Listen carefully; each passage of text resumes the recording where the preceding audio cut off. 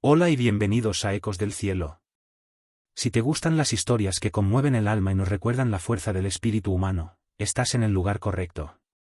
Antes de comenzar nuestro relato de hoy, te pido que nos regales un like y te suscribas al canal para no perderte ninguna de nuestras historias. Tu apoyo es fundamental para nosotros. Ahora, prepárate para una historia de honor, traición y la inquebrantable dignidad de una mujer. Era el día de la boda más esperada del año cuando todo se hizo pedazos. Sofía Valente, de 27 años, estaba a punto de casarse con Ricardo Aguilar en la estancia El Amanecer, en las afueras de Buenos Aires, rodeada de 350 invitados de la alta sociedad. Pero mientras intercambiaban votos frente al altar, Ricardo pronunció palabras que helaron la sangre a todos los presentes. Con una sonrisa cruel en el rostro, reveló públicamente los secretos más íntimos de Sofía, humillándola delante de familiares, amigos y colegas. Lo que Ricardo no sabía era que a sus espaldas se encontraba el general Alejandro Valente, padre de la novia y uno de los hombres más poderosos de Argentina. Un hombre que había dedicado su vida a proteger la patria y que jamás permitiría que nadie destruyera a su hija. Lo que ocurrió en los minutos siguientes mostraría al mundo qué pasa cuando se subestima el amor de un padre y la fuerza de una mujer que decide recuperar su dignidad. La estancia El Amanecer brillaba bajo el sol de mayo como una joya engastada en las llanuras bonaerenses. Sofía Valente tenía una belleza clásica que recordaba a las actrices argentinas de los 60. Licenciada en Derecho por la UBA con un máster en Londres, hablaba 4 idiomas y trabajaba como abogada especializada en Derecho Internacional. Era una mujer independiente y determinada, criada con los valores de honor e integridad que su padre militar le había transmitido. Ricardo Aguilar, de 31 años, heredero del imperio inmobiliario Aguilar Properties, poseía todo lo que la sociedad consideraba atractivo, guapo, rico, encantador. Su familia poseía la mitad de los rascacielos de Buenos Aires y Córdoba, pero detrás de esa fachada perfecta se ocultaba un narcisista manipulador que veía el matrimonio como una adquisición empresarial más que como un acto de amor. Se habían conocido 2 años antes, durante una cena benéfica organizada por la Cruz Roja Argentina. Ricardo había cortejado a Sofía con la misma estrategia calculada que usaban los negocios. Encanto superficial, regalos costosos y promesas grandiosas. Sofía, que acababa de salir de una relación difícil con un colega del bufete, se había dejado conquistar por lo que parecía ser atención auténtica. Durante los primeros meses, Ricardo había sido el novio perfecto. La llevaba a restaurantes exclusivos, viajaban a París los fines de semana, la presentaba en sociedad como su gran amor. Pero gradualmente comenzaron a aparecer las primeras señales de alarma, comentarios sutiles sobre su trabajo, sugerencias de que tal vez debería dedicarse menos al derecho y más a prepararse para ser una buena esposa. Críticas disfrazadas de consejos sobre su forma de vestir o de comportarse en público. El general Alejandro Valente había notado estos cambios. Durante las comidas familiares en su casa del barrio de Palermo, observaba cómo Ricardo monopolizaba las conversaciones hablando únicamente de dinero y éxito empresarial, sin mostrar nunca interés real por Sofía como persona. Había intentado hablar con su hija en varias ocasiones, pero Sofía siempre defendía a Ricardo, atribuyendo su comportamiento al estrés del trabajo o a la presión familiar. El general había decidido callar, respetando la autonomía de su hija, pero la inquietud crecía en su interior cada día. La madre de Sofía, Isabela, había muerto en un accidente de tráfico cuando la chica tenía 16 años. Era una noche lluviosa de noviembre. Regresaba de una reunión de padres en el colegio cuando un camión perdió el control en la autopista General Paz. Desde entonces, padre e hija habían desarrollado un vínculo aún más profundo, basado en respeto mutuo y amor incondicional. Alejandro había criado a Sofía enseñándole que la verdadera fuerza no viene de la prepotencia, sino de la dignidad y el valor de defender los propios principios. Le había inculcado que el apellido Valente llevaba consigo una responsabilidad, comportarse siempre con honor, especialmente en los momentos más difíciles. En las últimas semanas antes de la boda, el comportamiento de Ricardo había empeorado considerablemente. Durante una cena en casa de los padres de él, había hecho comentarios despectivos sobre el trabajo de Sofía delante de toda la familia Aguilar, sugiriendo que una vez casados ella podría dedicarse a actividades más apropiadas para una señora de su posición. Cuando Sofía intentó defenderse, él la había interrumpido con una risa condescendiente, diciendo que las mujeres no entendían de negocios reales. Esa noche Sofía había llorado en silencio en su dormitorio, sintiendo por primera vez que tal vez estaba cometiendo un error, pero ya se habían enviado las invitaciones, Se habían hecho todos los preparativos y pensó que tal vez después de la boda las cosas mejorarían. Los invitados que se habían reunido esa mañana representaban lo mejor de la sociedad porteña, el ministro de Defensa y su esposa, 3 generales del Estado Mayor, magistrados de la Corte Suprema, empresarios del Merval, aristócratas de las más antiguas familias argentinas. Todos habían venido para celebrar la unión entre 2 de las familias más respetadas del país. La prensa del Corazón había conseguido permisos especiales para fotografiar la ceremonia y Ricardo había insistido personalmente en que estuvieran presentes, transformando lo que debía ser un momento íntimo en un espectáculo mediático. Sofía se preparaba en la suite nupcial de la estancia, vistiéndose con el vestido de encaje de Alencon que había pertenecido a su abuela paterna. Era una pieza del siglo XIX, trabajada a mano por las mejores costureras de la época, con perlas naturales bordadas en patrones florales que brillaban suavemente bajo la luz matutina. El velo, también heredado, había acompañado a 3 generaciones de mujeres Valente en sus bodas. Mientras su prima Clara la ayudaba con los últimos detalles del peinado, Sofía sentía una inquietud creciente que no lograba explicar. Sus manos temblaban ligeramente mientras se ponía los pendientes de diamantes, regalo de bodas de su padre. ¿Estás nerviosa?, le preguntó Clara notando su palidez. Sofía sintió sin contestar, pero sabía que no eran nervios normales de novia. Algo en el comportamiento de Ricardo durante la cena de ensayo la noche anterior la había perturbado profundamente. Había bebido más de la cuenta y había hecho comentarios que rozaban la crueldad sobre algunas de sus amigas presentes. Cuando ella le había pedido discretamente que bajara el tono, él la había mirado con una frialdad que nunca antes había visto en sus ojos. Mientras tanto, en la capilla de la estancia, decorada con miles de rosas blancas importadas de Ecuador y velas de cera virgen, los invitados tomaban asiento. El general Valente se preparaba para acompañar a su hija al altar. Vestía su uniforme de gala con las medallas ganadas en 40 años de servicio a la patria, la Cruz al Mérito Militar, la Medalla de las Fuerzas Armadas con decoraciones de misiones internacionales de paz. Era el hombre más orgulloso del mundo en ese momento, pero también el más preocupado. Su intuición militar, desarrollada en décadas de servicio, le decía que algo no estaba bien. Ricardo esperaba en el altar junto al padre Antonio, el sacerdote que había bautizado a Sofía y que conocía a la familia desde hacía décadas. El novio lucía un traje de Armani hecho a medida, zapatos italianos y gemelos de oro que habían pertenecido a su abuelo. Para los invitados era la imagen perfecta del novio ideal, joven, exitoso, elegante. Pero quienes lo conocían bien podían percibir algo extraño en su sonrisa. Había una tensión en su mandíbula, una dureza en sus ojos que no correspondía con la alegría que debería sentir un hombre a punto de casarse con la mujer que amaba. Cuando comenzaron a sonar las notas de la marcha nupcial de Mendelssohn, interpretada por el cuarteto de cuerda contratado para la ocasión, todos los invitados se pusieron en pie. Las puertas de la capilla se abrieron y apareció Sofía del brazo de su padre. Caminó lentamente por el pasillo central, sonriendo a los invitados, pero sintiendo que cada paso la llevaba hacia algo que no podía definir, pero que la llenaba de aprensión. Su vestido flotaba elegantemente a cada paso, el velo creaba una cascada de encaje detrás de ella, pero su corazón latía con una ansiedad que crecía a cada metro. El general Valente acompañó a su hija hasta el altar, le dio un beso en la frente, susurrándole, «Estoy orgulloso de ti», y tomó asiento en primera fila, justo detrás de los novios. Desde esa posición privilegiada podía escuchar cada palabra que se pronunciaría en los minutos siguientes. El padre Antonio comenzó la ceremonia con las oraciones tradicionales, pero había algo en el ambiente que lo inquietaba.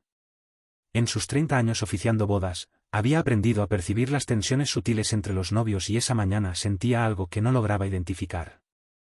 Después de las lecturas bíblicas y las oraciones rituales, llegó el momento más esperado, el intercambio de votos personales. El padre Antonio invitó a los novios a pronunciar las promesas que se habían escrito mutuamente, el momento que todos los presentes aguardaban con emoción. Sofía habló primero con una voz clara que logró controlar a pesar del nerviosismo que la embargaba. Habló del amor que creía sentir por Ricardo, de la vida que soñaban construir juntos, de los valores que quería compartir con él. Sus palabras eran sinceras, venían del corazón de una mujer que creía haber encontrado a su alma gemela. Muchos invitados se emocionaron con la pureza de sus sentimientos. Algunas señoras se secaron discretamente las lágrimas. Cuando fue el turno de Ricardo, todo cambió. Algo en su postura se endureció. La sonrisa se volvió más fría. Los ojos adquirieron un brillo que Sofía nunca había visto. Comenzó con palabras aparentemente dulces, pero en el tono había una nota desafinada que solo quienes lo conocían bien lograron percibir. Habló de cómo Sofía había mejorado gracias a su influencia, de cómo la había educado para convertirse en una esposa adecuada.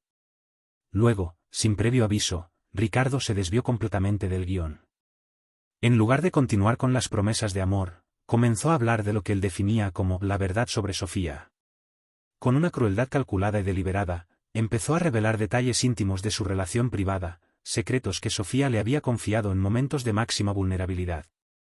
Contó a todos los presentes sobre las crisis de ansiedad que Sofía había sufrido después de la muerte de su madre, cómo a veces lloraba por las noches recordando el accidente, cómo necesitaba pastillas para dormir en los aniversarios luctuosos. Transformó cada confidencia en un arma para humillarla, cada momento de intimidad emocional en material para herirla públicamente. Habló de cómo Sofía era demasiado emocional para ser una buena esposa, cómo tenía problemas de autoestima que él tendría que corregir durante el matrimonio. Describió episodios privados en los que ella había mostrado vulnerabilidad, momentos en los que había necesitado apoyo, presentándolos como defectos de carácter que él magnánimamente había decidido tolerar. La capilla comenzó a llenarse de murmullos de incredulidad. Los invitados se miraban sin poder creer lo que estaban escuchando. Sofía palideció progresivamente, sintiendo que el mundo se desplomaba a su alrededor. Las rodillas comenzaron a temblarle. La voz se le quebró en la garganta cuando intentó susurrarle a Ricardo que se detuviera. Pero él no solo la ignoró, sino que alzó la voz para asegurarse de que todos escucharan. Ricardo continuó explicando cómo Sofía tendría que aprender su lugar en la familia Aguilar, cómo él la ayudaría a superar sus limitaciones emocionales. Habló de ella como si fuera un proyecto de rehabilitación, un objeto defectuoso que había decidido reparar por bondad. El tono condescendiente con el que pronunciaba cada palabra era más hiriente que cualquier grito. El general Valente, sentado a pocos metros de distancia, sentía cada palabra como una puñalada directa al corazón. Veía a su hija destruirse ante sus ojos, humillada públicamente por el hombre que debería amarla y protegerla. Sus manos, que habían empuñado armas en defensa de la patria, se cerraron lentamente en puños. La mandíbula se contrajo por el esfuerzo sobrehumano de controlarse. 40 años de disciplina militar luchaban contra el instinto paternal de proteger a su hija.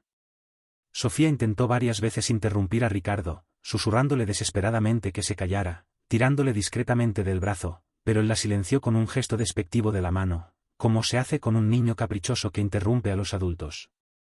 Este gesto, más que cualquier palabra, reveló la verdadera naturaleza de su relación. Ricardo no la consideraba su igual, sino su propiedad, alguien a quien controlar y manipular a su antojo. Los invitados estaban completamente conmocionados. Algunos comenzaron a levantarse para irse, susurrando indignados entre ellos. El ministro de Defensa intercambió miradas de incredulidad con su esposa. Los generales del Estado Mayor parecían petrificados. El padre Antonio intentó intervenir suavemente, sugiriendo que tal vez era momento de continuar con la ceremonia tradicional, pero Ricardo lo ignoró completamente, perdido en su monólogo destructivo. Fue entonces cuando Ricardo cometió el error que sellaría definitivamente su destino. Con una sonrisa que helaba la sangre, dijo que Sofía debía estar agradecida de casarse con alguien como él.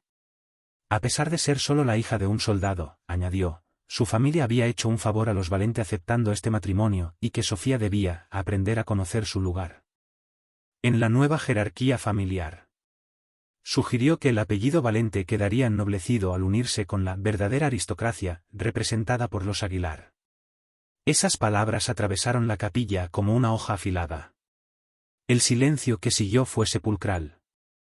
Incluso los invitados que hasta ese momento habían estado susurrando quedaron completamente mudos. Ricardo acababa de insultar no solo a Sofía, sino a toda su familia, a la carrera militar de su padre, a 40 años de servicio honorable a Argentina. El general Alejandro Valente se levantó lentamente de su silla, cada movimiento calculado con la precisión de 4 décadas de comando militar. Su espalda se enderezó hasta alcanzar la postura perfecta que había mantenido en desfiles ante presidentes. Su mirada se endureció hasta convertirse en acero templado. 40 años de disciplina militar le habían enseñado el autocontrol absoluto, pero también le habían enseñado cuando ese control debía dar paso a la acción decisiva. Ricardo, Aún perdido en su delirio narcisista de superioridad, no se dio cuenta inmediatamente de que a sus espaldas se estaba levantando uno de los hombres más respetados de Argentina. Un hombre que había comandado miles de soldados en situaciones de vida y muerte, que había enfrentado crisis internacionales sin perder jamás la compostura, que había dedicado su vida entera al servicio de los valores más altos. Pero por encima de todo, un padre que estaba viendo a su hija única, el amor de su vida, destruida por un cobarde que no merecía ni siquiera respirar el mismo aire. Cuando Ricardo finalmente sintió una presencia imponente detrás de él y se giró, se encontró cara a cara con el general Valente. El hombre que siempre había considerado simplemente un militar retirado, ahora se alzaba ante él con toda la autoridad acumulada en décadas de liderazgo. Los ojos de Alejandro eran fríos como el acero de una hoja, duros como el diamante, pero controlados como solo puede estarlo un hombre que ha aprendido a dominar completamente sus emociones. El silencio que se instaló en la capilla fue total y absoluto. Ni siquiera se oía la respiración de los 350 invitados. Alejandro no alzó la voz. Cuando habló, cada palabra cayó en el silencio como el martillazo de un juez pronunciando sentencia. Su tono era pausado, medido, pero cargado de una autoridad que hacía temblar a hombres mucho más duros que Ricardo. Le dijo con calma glacial que había escuchado cada una de sus palabras, que había visto cómo había humillado públicamente a una mujer que lo amaba sinceramente. Explicó que lo que acababa de presenciar no era solo crueldad hacia Sofía, sino una falta de respeto intolerable hacia todos los presentes, hacia la institución del matrimonio, hacia los valores básicos de la decencia humana.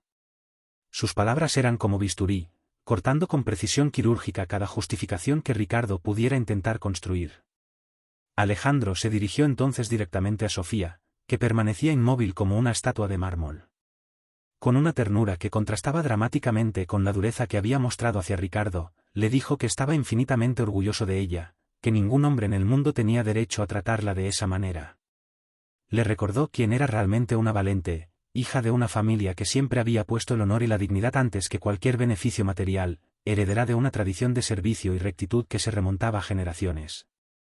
Con la misma voz pausada, pero implacable, Alejandro se dirigió a los invitados. Dijo que cualquiera que aún tuviera una pizca de decencia en su corazón debía abandonar inmediatamente esa capilla, porque lo que estaban presenciando era una profanación de todo lo que el matrimonio debería representar. Invitó personalmente a levantarse a quienes compartían valores de respeto y dignidad humana. La reacción fue inmediata y dramática. Los primeros en ponerse en pie fueron los colegas militares de Alejandro, hombres que habían servido bajo su mando y que conocían su carácter inquebrantable. Después se levantaron los magistrados, luego los empresarios más respetables, finalmente todos aquellos que habían comprendido que acababan de presenciar algo profundamente incorrecto. Uno tras otro, los invitados comenzaron a abandonar la capilla en un silencio absoluto que resultaba más elocuente que cualquier discurso. Ricardo veía cómo la capilla se vaciaba progresivamente. Sus propios familiares parecían avergonzados. Algunos evitaban mirarlo directamente. Los periodistas que él mismo había invitado empezaron a guardar discretamente sus cámaras, dándose cuenta de que la historia que estaban presenciando no era la que habían venido a cubrir. Por primera vez en su vida, Ricardo comenzó a entender las verdaderas consecuencias de sus acciones. Pero el momento más importante aún estaba por llegar. Sofía había permanecido inmóvil durante largos minutos, absorbiendo las palabras de su padre y sintiendo que se producía una transformación profunda en su interior. Era como si se estuviera despertando de un sueño de 2 años, viendo finalmente a Ricardo por lo que realmente era, un manipulador narcisista que había confundido su gentileza con debilidad, su amor con dependencia. Cuando finalmente levantó la mirada, sus ojos mostraban la misma determinación glacial que los de su padre. Con un gesto lento y deliberado, se quitó el anillo de compromiso, un solitario de 5 quilates que Ricardo había comprado más por impresionar a la sociedad que por expresar amor verdadero. Lo dejó caer al suelo de mármol de la capilla.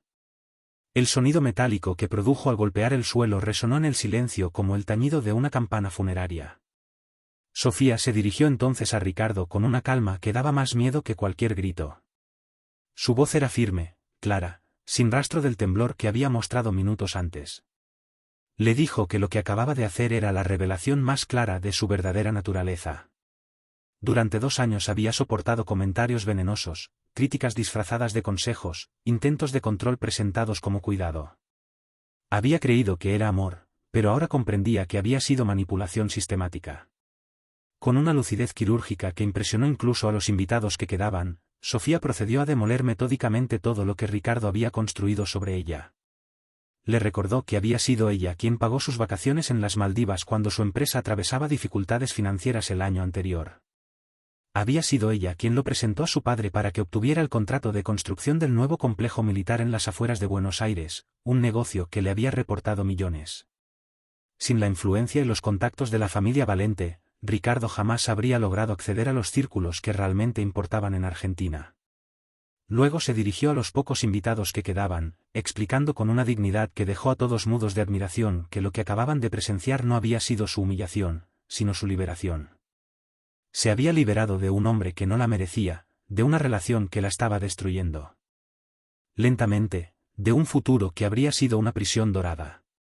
Dijo que estaba profundamente orgullosa de ser hija de un soldado, orgullosa del apellido Valente, que siempre había estado asociado con el honor y el servicio a Argentina. Jamás permitiría que nadie la hiciera avergonzarse de sus orígenes o de los valores con los que había sido criada. Ricardo intentó disculparse, balbuceando palabras incoherentes sobre el estrés, sobre cómo no había querido decir eso, sobre cómo la amaba de verdad. Pero Sofía lo detuvo con un gesto de la mano que recordaba exactamente a los que hacía su padre cuando comandaba tropas. Le dijo que había tenido su oportunidad de hablar y había elegido mostrar al mundo quién era realmente. Ahora debía asumir las consecuencias de sus palabras y sus actos. El general Valente miraba a su hija con un orgullo que le llenaba el pecho hasta casi impedir que respirara. Estaba viendo nacer ante sus ojos a la mujer fuerte que siempre había sabido que llegaría a ser, pero que las circunstancias no habían permitido que floreciera. Hasta ese momento, Sofía no era solo su hija, era la continuadora de una tradición familiar de dignidad que se remontaba a generaciones. Ricardo, completamente derrotado y humillado, finalmente comenzó a entender que había declarado la guerra a la familia equivocada. Los Valente no eran simples militares retirados que se podían intimidar o menospreciar. Eran una institución en sí mismos, una familia cuyo apellido abría puertas y cuya palabra era respetada en los más altos círculos del poder argentino. Los días que siguieron a esa boda fallida fueron un terremoto que sacudió toda la alta sociedad porteña. La historia se difundió con la velocidad del rayo por todos los círculos importantes de la capital, no a través de los medios populares, sino mediante los canales discretos pero eficaces de la élite argentina. Llamadas telefónicas entre ministros, conversaciones en clubes privados, comentarios en palcos del Teatro Colón. El vídeo del incidente, grabado discretamente por algunos invitados con sus teléfonos móviles, comenzó a circular de forma muy controlada. No apareció en YouTube o en redes sociales masivas, sino que se compartía únicamente entre personas de confianza, como un documento histórico que debía preservarse pero manejarse con cuidado. En pocas horas, todos los que realmente importaban en el país sabían exactamente lo que había pasado en la capilla de la estancia El Amanecer. La reacción fue unánime y devastadora para Ricardo. En el mundo de la alta sociedad argentina, donde la reputación vale tanto como el dinero y las apariencias son fundamentales, lo que Ricardo había hecho era simplemente imperdonable. No solo había demostrado una crueldad inexcusable hacia una mujer que lo amaba, sino que había insultado a una de las familias más respetadas del país. Ricardo inicialmente pensó que podía controlar los daños. Llamó a periodistas amigos tratando de plantar la versión de que Sofía era emocionalmente inestable y que él simplemente había dicho la verdad. Contactó con su equipo de relaciones públicas para que prepararan una estrategia de comunicación. Incluso consideró la posibilidad de presentar el incidente como un malentendido, como nervios de último momento que lo habían llevado a expresarse mal. Pero se topó con un muro de silencio y desaprobación que nunca había encontrado antes. Los mismos periodistas que siempre habían estado dispuestos a publicar noticias favorables sobre la familia Aguilar, ahora evitaban sus llamadas. Sus contactos en relaciones públicas le explicaron diplomáticamente que sería imposible dar una versión alternativa de los hechos cuando había 250 personas que habían presenciado directamente lo ocurrido. El general Valente, fiel a su carácter, no tuvo que mover un solo dedo para obtener justicia. Su reputación, construida sólidamente durante 40 años de servicio impecable, hablaba por sí sola. Colegas militares de todos los rangos, magistrados de la Corte Suprema, políticos de todos los partidos, empresarios del más alto nivel. Todos los que conocían personalmente a Alejandro sabían exactamente qué tipo de hombre era, y por extensión, qué tipo de hija había criado. Los primeros en distanciarse de Ricardo fueron, paradójicamente, sus propios socios comerciales. Aguilar Properties siempre había dependido de contactos personales y reputación familiar para obtener los contratos más importantes. En Argentina, donde las relaciones personales son fundamentales en los negocios, la confianza es un activo más valioso que el dinero. Cuando se difundió la noticia de lo que Ricardo había hecho, muchas puertas que siempre habían estado abiertas para su familia comenzaron a cerrarse. El Banco de la Nación Argentina, que había sido socio financiero de la familia Aguilar durante 3 generaciones, comenzó discretamente a revisar todos los préstamos concedidos a la empresa. Constructoras que habían sido proveedoras habituales empezaron a exigir pagos por adelantado antes de suministrar materiales. Clientes importantes, especialmente aquellos relacionados con contratos gubernamentales, comenzaron a cancelar proyectos aduciendo reestructuraciones internas. No había habido ninguna conspiración organizada contra Ricardo, simplemente, en el mundo de los negocios argentinos, donde las relaciones familiares y el respeto mutuo son fundamentales, Ricardo había demostrado que carecía completamente de los valores básicos que hacen posible la confianza. Si era capaz de humillar públicamente a la mujer que amaba, ¿qué garantías podía ofrecer de cumplir sus compromisos comerciales? Sofía, mientras tanto, estaba viviendo un renacimiento personal extraordinario. Después del shock inicial, se había dado cuenta de que lo ocurrido en la capilla había sido su liberación definitiva. Por primera vez en 2 años se sentía completamente libre de ser ella misma, sin tener que preocuparse constantemente por cómo reaccionaría Ricardo a sus palabras, sus decisiones o sus acciones. Volvió al trabajo en el bufete Rojas y CEO. Abogados con una energía renovada. Sus colegas, muchos de los cuales habían estado entre los invitados a la boda, la recibieron con un respeto y una admiración que antes no había experimentado. La historia de cómo había manejado la situación con clase y dignidad absoluta comenzó a circular en el ambiente legal porteño, granjeándole una reputación de abogada fuerte y determinada que no se dejaba intimidar por nadie. Nuevos clientes comenzaron a buscarla específicamente, mujeres que habían sufrido situaciones de abuso psicológico y necesitaban representación legal, familias que requerían un abogado que no se plegara a las presiones externas, empresas que querían trabajar con profesionales de integridad comprobada. Su especialización en Derecho Internacional, que Ricardo siempre había menospreciado, de repente se volvió muy cotizada en un mundo cada vez más globalizado. 3 semanas después de la boda fallida, Ricardo se presentó en la casa familiar de los Valente en el barrio de Recoleta. Había perdido visiblemente peso, parecía no haber dormido en días y sus trajes caros no lograban ocultar el estado de desesperación en que se encontraba. Quería hablar con Sofía, disculparse, tratar de reparar lo que había destruido. El general Valente abrió personalmente la puerta y lo miró con la misma frialdad controlada que había mostrado en la capilla. No lo invitó a entrar, no le ofreció asiento, ni siquiera lo saludó.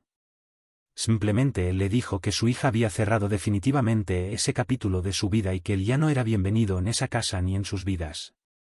Ricardo intentó explicar desesperadamente que se arrepentía, que se había equivocado, que quería una segunda oportunidad. Habló de cómo había estado bajo mucha presión, de cómo los nervios lo habían traicionado, de cómo realmente amaba a Sofía y haría cualquier cosa para recuperarla. Alejandro lo escuchó en completo silencio, sin mover un músculo de la cara, sin mostrar la más mínima emoción. Cuando Ricardo terminó su perorata desesperada, Alejandro le respondió con una calma que resultaba más intimidante que cualquier grito. Le explicó con precisión militar que algunas acciones no pueden ser perdonadas, algunos errores no pueden ser corregidos, algunas palabras no pueden ser retiradas una vez pronunciadas. Le dijo que había tenido la oportunidad de demostrar quién era realmente y había elegido revelar la peor versión de sí mismo en el momento más importante de su relación con Sofía. Alejandro añadió que un hombre que es capaz de humillar públicamente a la mujer que dice amar no merece una segunda oportunidad porque ha demostrado que su amor es falso y su carácter es fundamentalmente defectuoso. Explicó que Sofía merecía a alguien que la protegiera, no a alguien que la destruyera, alguien que la elevara, no que la rebajara. Cuando Ricardo se fue, con los hombros caídos y la mirada derrotada, Alejandro cerró la puerta sabiendo que se había hecho justicia, no a través de venganzas o complots, sino simplemente permitiendo que la verdad emergiera y que la sociedad sacara sus propias conclusiones. Sofía, que había escuchado la conversación desde la ventana del primer piso, sintió finalmente cerrarse un capítulo doloroso de su vida.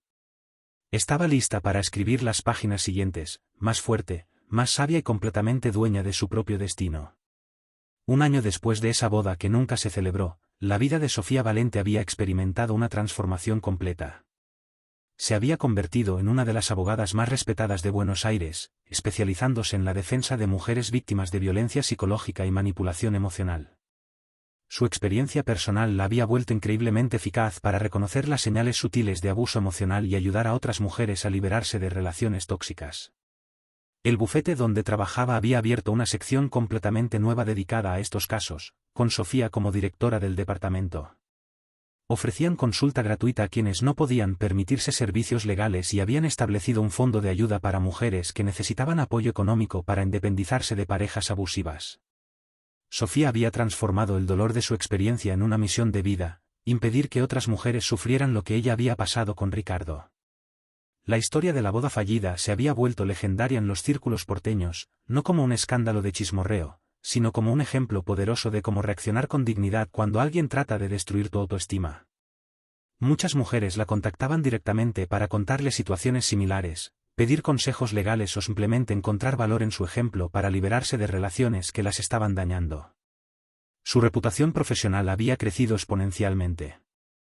Empresas multinacionales la buscaban para casos de derecho internacional, familias influyentes la contrataban para asuntos delicados que requerían absoluta discreción y competencia, y otras abogadas jóvenes la veían como un modelo a seguir.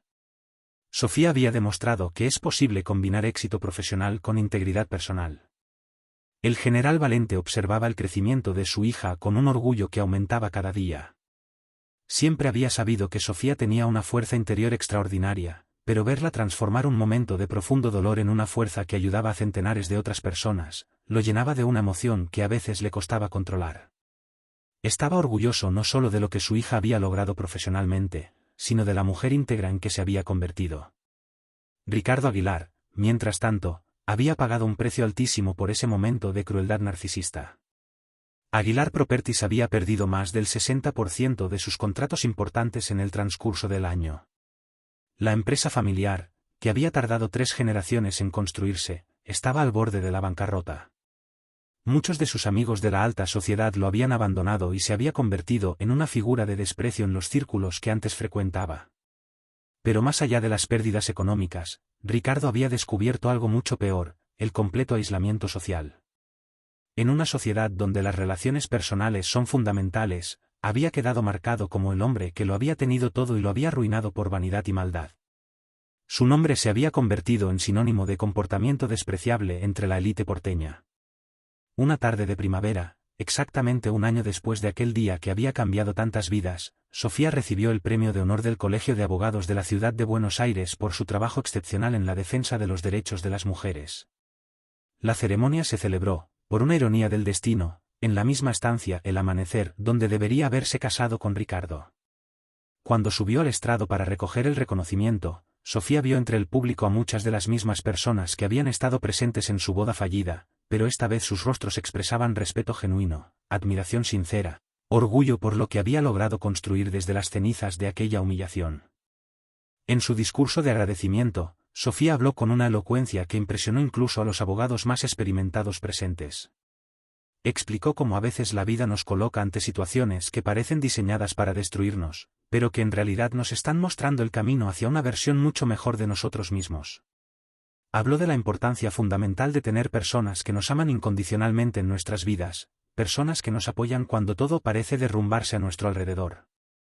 Dirigió entonces su mirada hacia su padre, sentado en primera fila con su uniforme de gala, las mismas medallas que había llevado el día de la boda, y le dedicó públicamente el premio.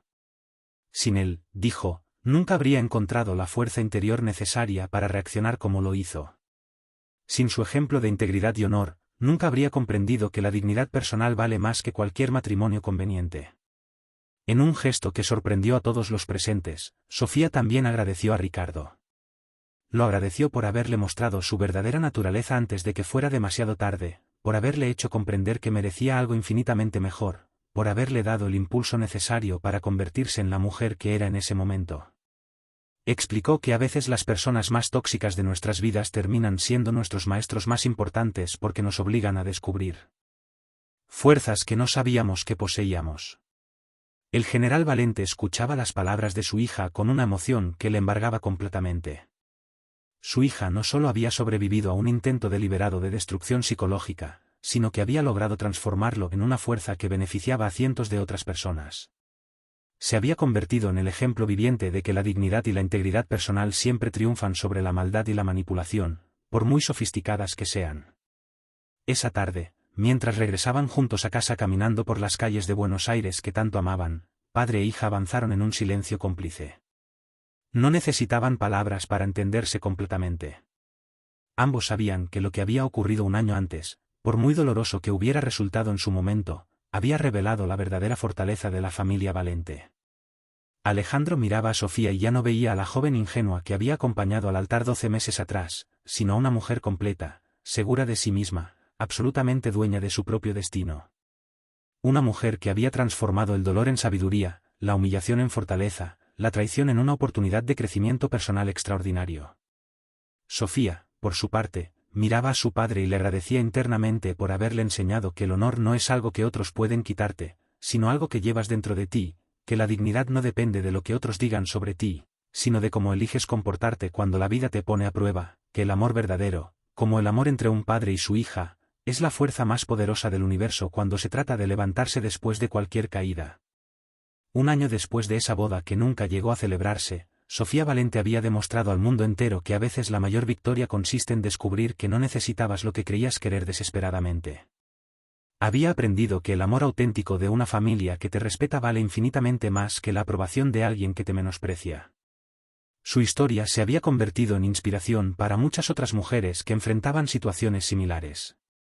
La mejor venganza, como había demostrado Sofía, no había sido planear ninguna represalia, sino simplemente vivir bien, ser feliz y transformar una derrota aparente en la mayor victoria de su vida. Había demostrado que cuando tienes valores sólidos y personas que realmente te aman, puedes superar cualquier intento de humillación y salir más fuerte que antes. ¿Te está gustando esta historia? Deja un like si crees que la dignidad siempre es más fuerte que cualquier humillación.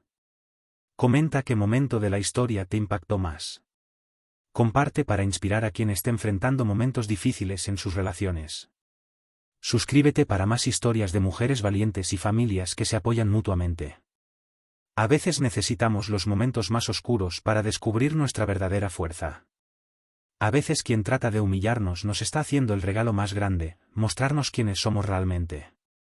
Y a veces el amor incondicional de un padre es exactamente lo que necesitamos para encontrar el valor de empezar de nuevo.